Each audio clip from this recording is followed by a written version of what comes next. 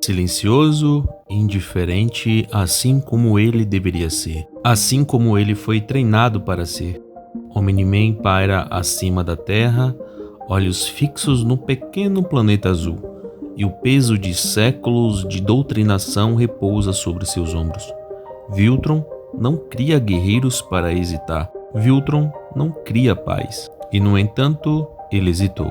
Entre punhos e gritos, entre ordens e instinto, algo dentro dele oscilou. Não foi fraqueza, ele se recusa a nomear assim, mas uma rachadura, ínfima, mas real. Um reflexo frágil no vidro perfeito da sua convicção. O rosto do Mark, a voz dele dizendo, somos iguais. E no eco dessa frase, algo que Viltron nunca ensinou, a dúvida. Omni-Man foi moldado para ver planetas como recursos, civilizações inteiras como degraus para o avanço viltrumita. A cultura, a arte, a empatia humana, tudo isso é ruído. Mas a Terra o prendeu. Não pelas suas fraquezas, mas pelas suas pequenas forças que nascem exatamente delas. O modo como humanos lutam mesmo sabendo que vão perder. Como criam laços que sobrevivem à certeza do fim. Viltrumitas não se permitem esse luxo. Ele é uma arma e armas não escolhem um alvo. Mas Omni-Man escolheu. Por um instante ele escolheu ser Nolan. E essa escolha pesa mais que qualquer mundo destruído. Ele quis ser algo diferente. Mas pode um Viltrumita querer? Pode ele escapar do sangue em seu nome, das mortes nas suas mãos, do futuro programado para ele? Ou a fraqueza é só uma ilusão, uma mentira confortável que será esmagada pela força da biologia e do dever? Ele sente a cicatriz que Mark deixou, uma linha invisível que separa quem ele foi de quem ele ainda não sabe ser. Omni-Man, o conquistador, ou Nolan, o pai? O espaço continua silencioso, mas dentro dele uma guerra se move. Nolan fecha os olhos, mas não das batalhas ou dos gritos abafados no vazio do espaço. Essas ele aprendeu a ignorar há séculos. O que persegue agora são as memórias mais suaves, mais sutis, mãos pequenas agarrando seu dedo, risadas na cozinha, uma conversa banal sobre esportes enquanto ele fingia ser apenas Nolan Grayson, marido, pai e humano. Era tudo uma farsa ou deveria ser? Mas se era mentira, porque aquilo o aqueceu de um jeito que Viltron nunca conseguiu? Por que a fragilidade daquela casa, daquele planeta, daquela família o fez hesitar quando chegou a hora de destruir tudo? Ele pensa em Mark, não apenas como seu filho, mas como uma variável, uma peça fora do lugar no grande mecanismo Viltrumita. Mark é a metade dele. Aquela outra metade carrega algo que o Omni-Man nunca compreendeu por completo. Uma humanidade que não se dobra diante da força, que não se rende à inevitabilidade, uma humanidade que apanha, sangra, perde e ainda assim se levanta. No código Viltrumita, fraqueza é sinônimo de extinção, mas Mark e talvez até a Deb desafiaram essa lógica. Eles mostraram que existe força em resistir mesmo quando não há esperança. Uma força que não nasce dos punhos, mas da conexão entre as pessoas, daquilo que Omni-Man sempre considerou inútil. Ele deveria ter esmagado isso, ter sufocado cada traço de humanidade em Mark antes que criasse raízes. Era a única forma de salvá-lo de si mesmo, mas ele falhou. Porque no fundo, parte dele queria ver até onde aquela fraqueza poderia ir. Parte dele precisava entender o que existia ali. De algum modo, ele sentia falta disso dentro de si. Viltrumitas não sentem falta, não olham para trás, não se perguntam e se. Mas ali, flutuando entre estrelas indiferentes, Omni-Man se pergunta: e se ele não fosse uma arma? E se Viltron estivesse errado? E se existir mais força em amar um planeta do que em destruí-lo? As respostas não vêm.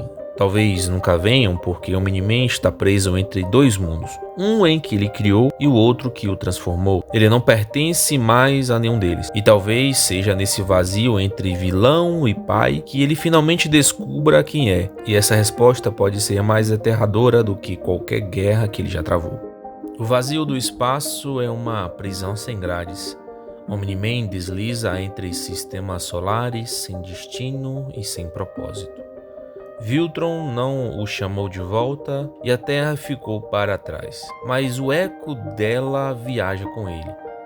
É impossível escapar do que a Terra se tornou para ele. Ninguém o caça, nenhuma frota o persegue e mesmo assim ele sente o peso de ser procurado, não por seu império ou seu povo, mas por algo muito mais íntimo, pela versão de si mesmo que ele abandonou naquele planetinha azul, coberto de sangue e lágrimas, encarando o próprio filho. Ele já destruiu mundos, aniquilou civilizações que resistiram muito menos do que a Terra. Mundos que sequer tiveram o luxo de uma explicação, uma chance de negociar, mas nenhum deles persegue como aquele pequeno planeta azul. Mas agora, longe de seu mundo natal, Omni-Man se permite um instante de honestidade brutal. Talvez ele esteja cansado, não do sangue, da guerra ou da obediência cega, mas da ausência de sentido, da repetição infinita de conquista e controle, como se a sobrevivência de Viltron fosse a justificativa eterna para a aniquilação de tudo que é diferente. E a Terra era diferente. Não por sua tecnologia, não por sua força militar ridícula, mas por aquilo que Omni-Man não conseguiu nomear, mesmo quando sua mão tremia ao atingir Mark. O jeito como aqueles frágeis seres insistiam em ver beleza no caos, em cuidar um dos outros sem motivos práticos e criar laços que desafiavam até a própria morte. Longe da Terra, Omni-Man não tem mais ninguém para fingir ser.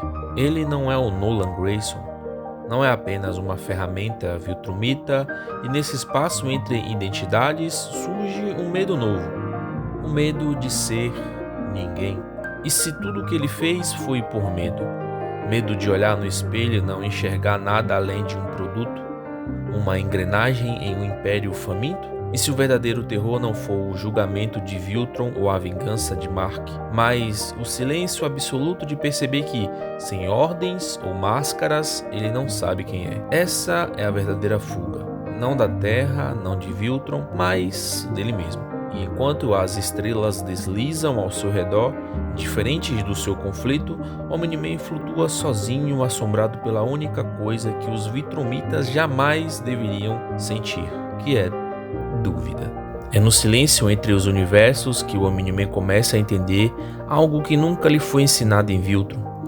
A força verdadeira não está no sangue que corre mais denso, nos ossos que não se quebram, nos punhos capazes de partir montanhas. Está na busca, na inquietação, no impulso de entender quem se é, mesmo quando todas as respostas são desconfortáveis.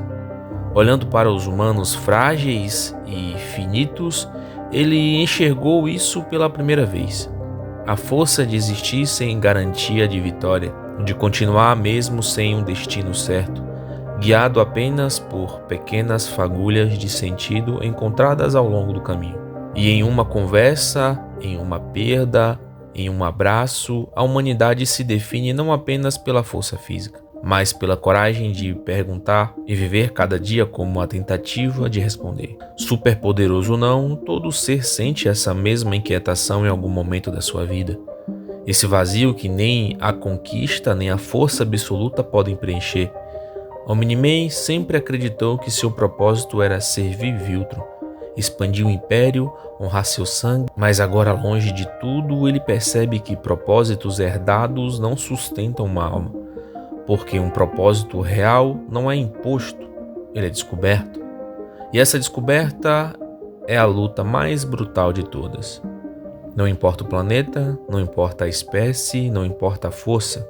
No final, somos todos apenas viajantes do escuro, buscando uma razão para continuar, mesmo quando a dor nos pesa nos ombros e as respostas parecem fugir das mãos.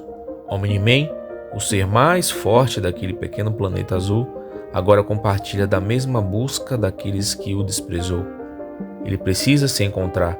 Precisa se tornar algo além de uma arma, porque sem um propósito próprio, até o ser mais poderoso do universo não passa de uma casca vazia. E talvez, apenas talvez, isso seja o que nos torna vivos. E a eterna busca por quem somos. Mas e você?